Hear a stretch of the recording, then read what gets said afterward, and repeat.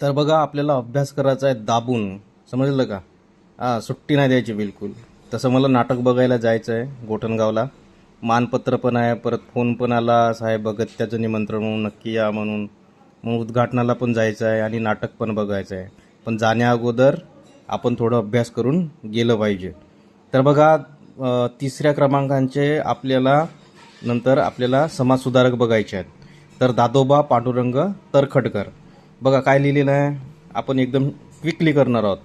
मराठी भाषेचे गाढे विद्वान आहे की नाही, मराठी भाषेचे व्याकरणकार म्हणून परिचित आहेत ते दादोबा पांडुरंग तरखडकर. यांचा जन्म 9 मे 1814 रोजी मुंबईत झाला. आता दिनांक लक्षात नाही ठेवला तरी चालेल, परंतु वर्ष लक्षात ठेवा 1814 आहे की नाही. आणि आता बघा आपण बाळशास्त्री जांभेकर बघितलं होतं 1812. त्यांच्या आधी बघितलं होतं बघा नाना शंकर शेठ 1803, बाळशास्त्री जांभेकर 1812 आणि दादोबा पांडुरंग तरखडकर 1814. त्यांच्यानंतर 2 वर्षांनी. त्यांना मराठी व्याकरणाचे पनिनी असे म्हणतात. आला की नाही महत्त्वाचं वाक्य? तर मराठी व्याकरणाचे पनिनी कोण? दादोबा पांडुरंग तरखडकर. ते धार्मिक वृत्तीचे होते. बघा हा वाक्य तुम्हाला वाचवेल, हा वाक्यच तुम्हाला परीक्षेमध्ये धावून येईल. कोणता? ते धार्मिक वृत्तीचे होते, म्हणून यांनी धर्माच्या क्षेत्रामध्ये यांनी कार्य केलेलं आहे.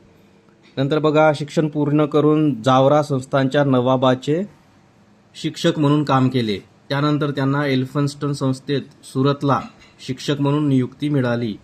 1816ला ट्रेनिंग कॉलेजच्या संचालकपदी नियुक्त झाले. 1816ला ते ट्रेनिंग कॉलेजच्या संचालकपदी नियुक्त झाले. आता कोणतं कॉलेज काय ते आपल्याला ते काही कामाचं नाही. आपण पेपर देणार आहोत हे लक्षात ठेवा तुम्ही. परीक्षेमध्ये मार्क्स मिळवायचे आहेत, ठीक आहे. तर 1816ला ते ट्रेनिंग कॉलेजच्या संचालकपदी नियुक्त झाले. 1852 बघा ते डेप्टी कलेक्टर म्हणून त्यांची नियुक्ती झाली.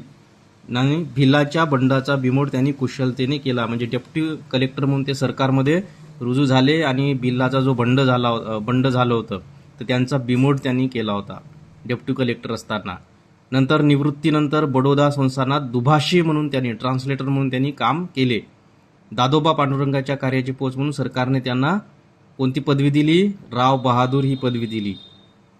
नंतर बघा दादोबा पांडुरंग तरखडकर यांनी सामाजिक व धार्मिक सुधारणांचा पुरस्कार केला. महाराष्ट्रातील नवतरुणात आधुनिक ज्ञानविज्ञानामुळे नवी दृष्टी निर्माण झाली होती. हे काही कामाचं नाही आपला. त्यामुळे समाजातील दोषीनिमा निर्माण झाली, ठीक आहे.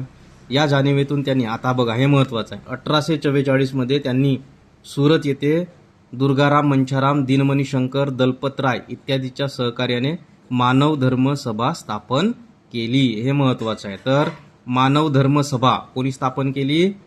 दादोबा पांडुरंग तरखडकर यांनी मानव धर्म सभा स्थापन केली सुरतमध्ये 1844.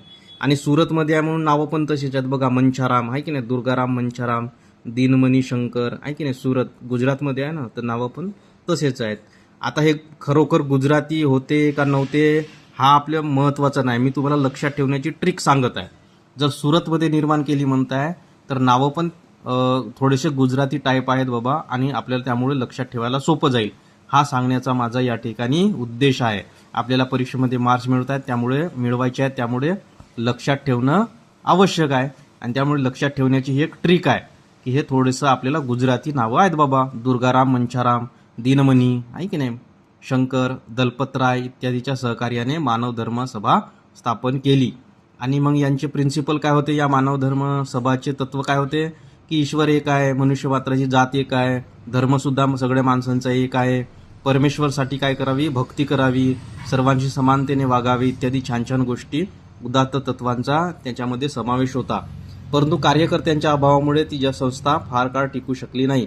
त्यानंतर भिकोबा चव्हाण, राम बाळकृष्ण जयकर यासारख्या मित्राच्या मदतीने दादोबांनी मुंबई येथे 1859 परमहंस सभा स्थापन केली. म्हणजे आधी एक मानव धर्म सभा आणि नंतर परमहंस सभा, या 2 संस्था दादोबा पांडुरंग तरखडकर यांनी स्थापन केल्या.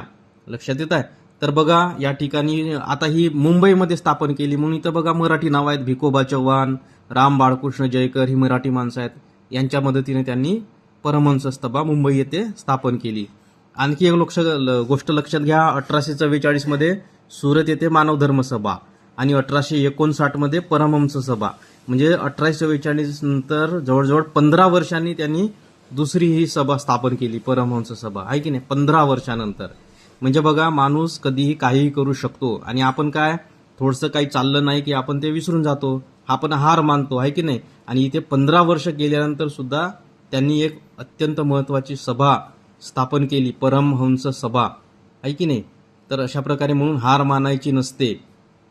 जरी वेळ गेला, सुरुवातीला जरी आपल्याला त्याच्यामध्ये गती मिळाली नसेल, परंतु आपण कधीही सुरुवात करू शकतो, हे आपल्याला यांच्या जीवनामधून आपल्याला शिकायला मिळते. तर असं 15 वर्षानंतर त्यांनी परमहंस सभा स्थापन केली मुंबईमध्ये आणि यातूनच पुढे प्रार्थना समाजाच्या स्थापनेला गती मिळाली. म्हणजे परमहंस सभेतूनच पुढे प्रार्थना समाजाच्या स्थापनेला गती मिळाली.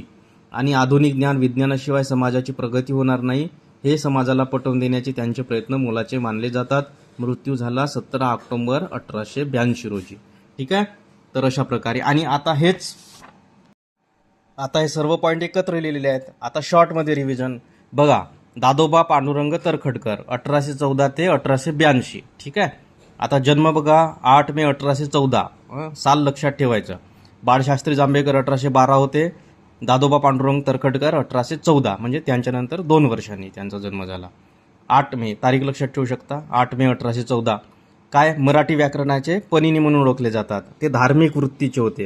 हे म्हटलं मी, हा वाक्य तुम्हाला हा वाचवेल, आहे की नाही. धार्मिक वृत्तीचे का बरं वाचवेल, कारण त्यांनी धार्मिक संस्था स्थापन केल्या. कोणत्या केल्या होत्या आपण बघितलं, मानव धर्म सभा, नंतर परमहंस सभा. अशा धर्मामध्ये परिवर्तन करणाऱ्या, क्रांती घडवणाऱ्या त्यांनी सभा स्थापन केल्या. का केल्या, कारण ते स्वतः कोणत्या वृत्तीचे होते, धार्मिक वृत्तीचे होते, म्हणून यांच्या बाबतीत हा शब्द महत्वाचा आहे. नंतर बघा, जावरा संस्थांमध्ये नवाबाचे शिक्षक होते, एलिफन्स्टन संस्थेमध्ये सुरतला शिक्षक होते, 1816 मध्ये ट्रेनिंग कॉलेजला संचालक होते, 1852 मध्ये डेप्टी कलेक्टर बनले, आणि डेप्टी कलेक्टर बनल्यावर त्यांनी भिल्लाच्या बंडाचा बिमोड केला. बडोदा संस्थानामध्ये ते दुभाषी म्हणून काम केले, ट्रान्सलेटर म्हणून. राव बहादूर अशी त्यांना सरकारने पदवी दिली. ठीक आहे. मग इकडे बघा, मानव धर्म सभा आणि परमहंस सभा अशा 2 सभा त्यांनी स्थापन केल्या. मानव धर्म सभा कधी स्थापन केली, 1844 मध्ये. परमहंस सभा कधी स्थापन केली, त्यानंतर 15 वर्षांनी 1859 मध्ये. मानव धर्म सभा कुठे स्थापन केली, सुरतमध्ये. परमहंस सभा कुठे स्थापन केली, मुंबईमध्ये. मानव धर्म सभा कुणाच्या सहकार्याने स्थापन केली, सुरतमध्ये स्थापन केली. त्यामुळे नावं पण तशीच आहेत गुजरातमधील व्यक्तींची असल्यासारखी. दुर्गाराम मंछाराम, दीनमणी शंकर, दलपतराय. आणि परमहंस सभा मुंबईमध्ये स्थापन केली. त्यामुळे बघा इथे कोण आहेत, भिकोबा चव्हाण, राम बाळकृष्ण जयकर इत्यादी, आहे की नाही. आणि जी मानव धर्म सभा होती, त्यांचे तत्व काय होती, की ईश्वर एक आहे, मनुष्य मात्राची जात, सर्व मनुष्यांची जात एकच आहे, धर्म एक आहे, आणि परमेश्वर प्राप्तीसाठी भक्ती करावी, आणि सर्वांशी कसं वागावे, समानतेने वागावे, आहे की नाही. आणि परमहंस सभा आपण बघितली 1859 मध्ये मुंबई येथे स्थापन केली. आणि याच सभेचे रूपांतर पुढे कशामध्ये झालं, प्रार्थना समाजामध्ये झालं. याच परमहंस सभेमुळे प्रार्थना समाजाच्या स्थापनेला गती मिळाली.